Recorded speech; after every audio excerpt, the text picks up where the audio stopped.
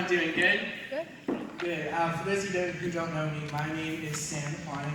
I graduated from Norwin High School 2 years ago, and I am a current student at Southeastern University in Lakeland, Florida. I'll be going into my sophomore year, and my major is Intercultural Studies with a minor in Spanish, which is basically missionary work, or I can work for a nonprofit.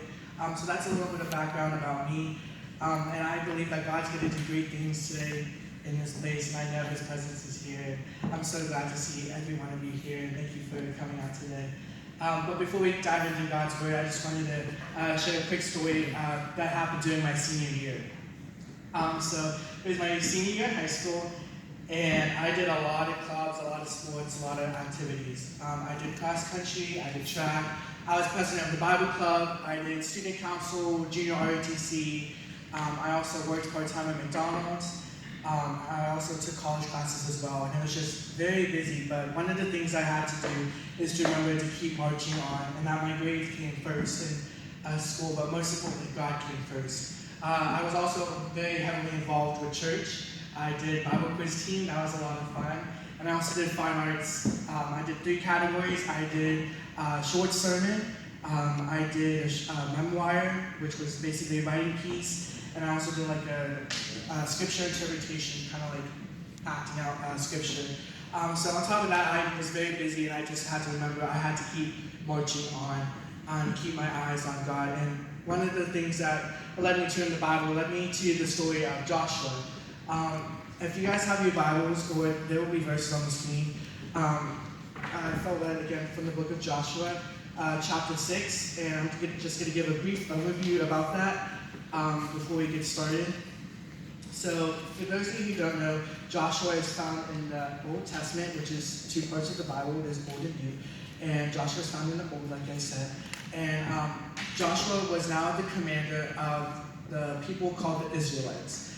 For those of you who don't know, the Israelites were God's chosen people by Abraham, and were first led by Moses. Moses delivered them from a place called Egypt, and there should be a map behind me of Egypt and where they lived. So this is Egypt's more towards on the left side right over here, and the Israelites traveled for 40 years in the desert because of their disobedience of God. So they walked all around the mountain, and then they came to a land called Canaan, and they're going to take over a city called Jericho.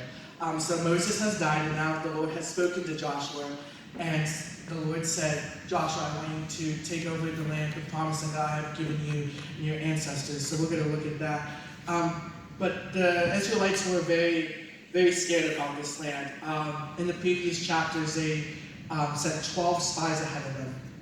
And these spies brought back terrifying news back to the Israelites and Joshua. They were talking about men who were big and strong, and they had cities that were tall and couldn't bear through just with like swords and the weaponry they had back then. So this is like the imagery of like the wall. It's strong, it's structured, no one could get in, no one could get out. So they were all scared and terrified. And I don't know about you, but I've been in situations before where I've felt stuck like the Israelites. They were stuck for 40 years. One of the situations I felt stuck in was my senior year when I did preaching for fine arts. One of the things I did, I went to the district level, which is states, for those of you who don't know, and I didn't make it to nationals. I was 2 points away, and I was really upset.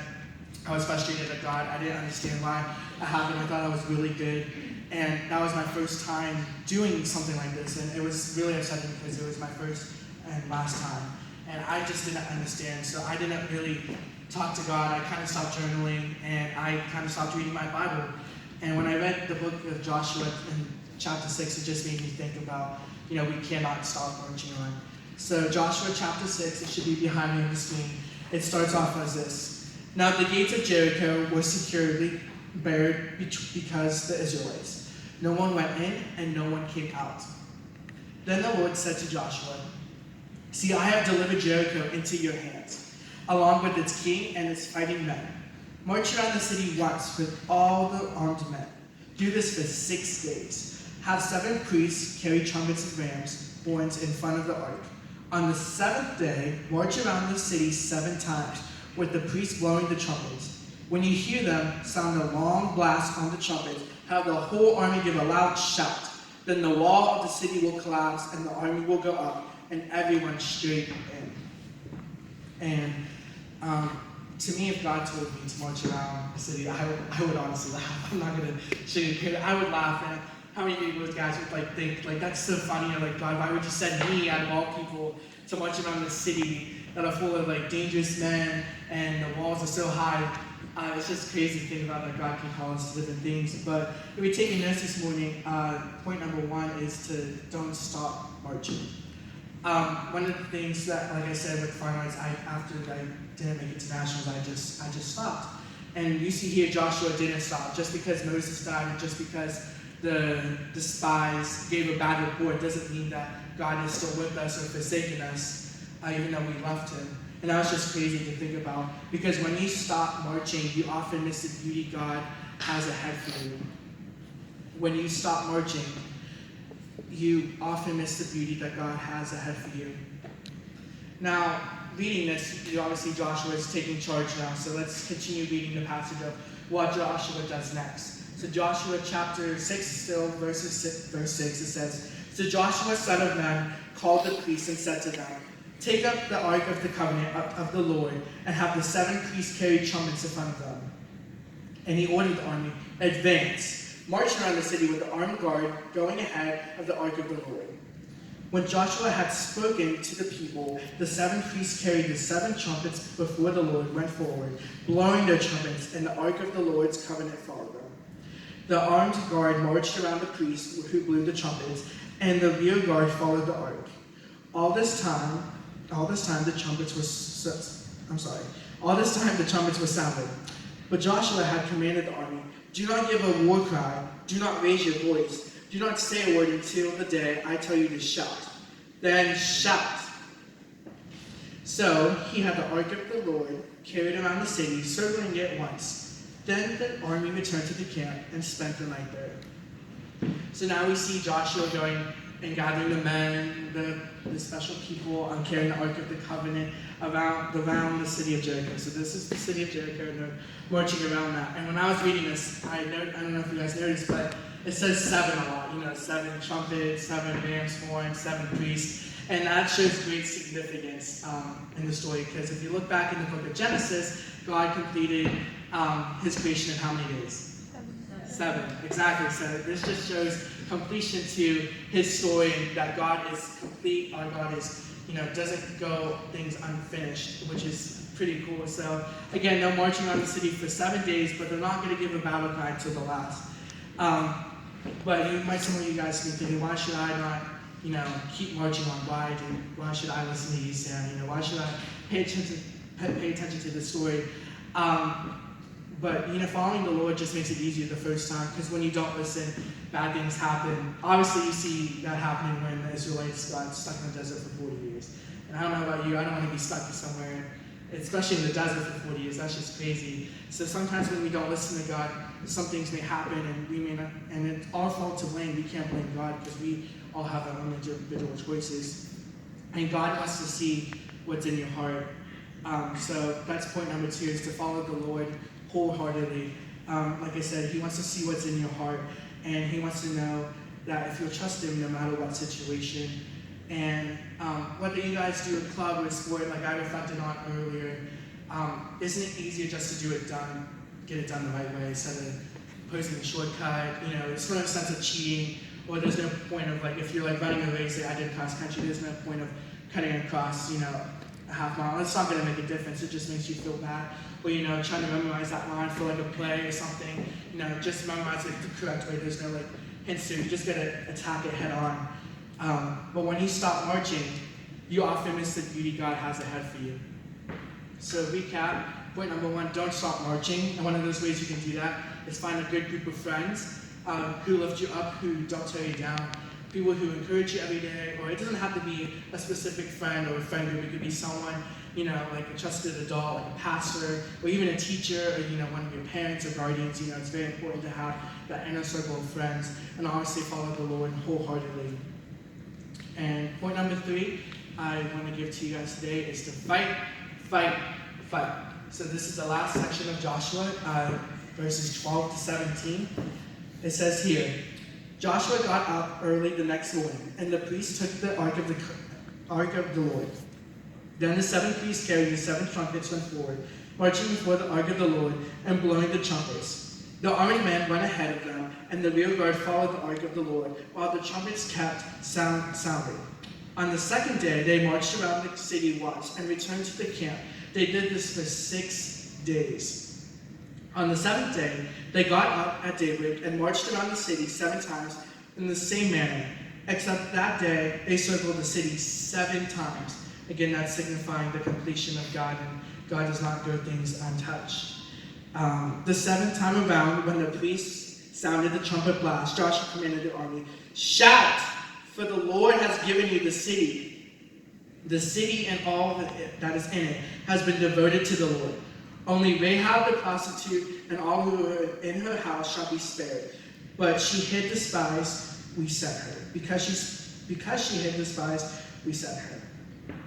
And so now Joshua, you see here, is taking over the city, and God is with them. That God has never forsaken them from the start of the story, from the start of Moses, from the dawn of time, because he was with us since the dawn of time.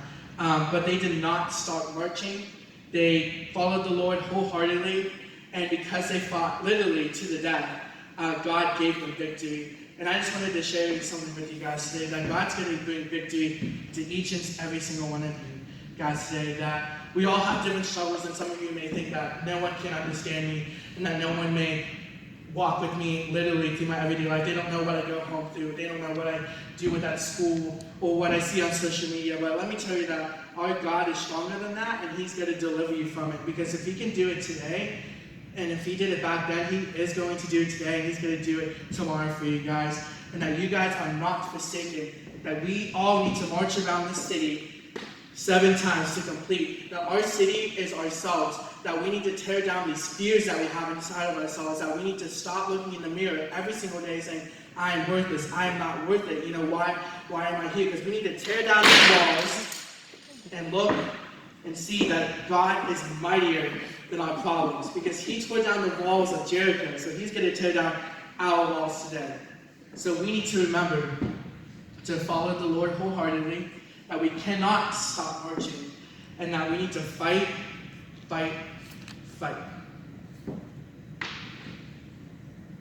And God delivered them from this, and he's going to deliver you guys too, because I've seen it done in my life. And the story of that is, when I moved to college this past year in August, a teacher came to one of my classes. It was a general education class, and it was just basically a class on how to be a Christian. Just because you go to a Christian university doesn't mean you're necessarily a Christian. So we took that class on how to interact with other Christians and how to interact with the world today. So this professor came in. Her name is Professor Rayleigh, and she was in charge of this club called Parks and Rev. And this club is for the preaching team. And when I heard this, I'm like, oh, no, I can't do this again. I can't go through round 2 again and getting humiliated because he had to try out for the team. I'm like, what happens if I don't make it? I'm not good enough. And, I felt the Lord tug at my heart.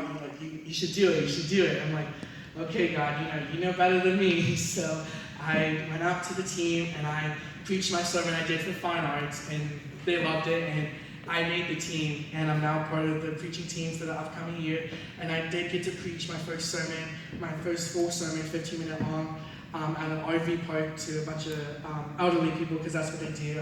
The team goes out and preaches to elderly people at the RV parks, and it was just a really cool experience. And I'm glad I trusted in God, and I'm glad that he tore down that wall that I had this fear and stored in me that I let the devil have.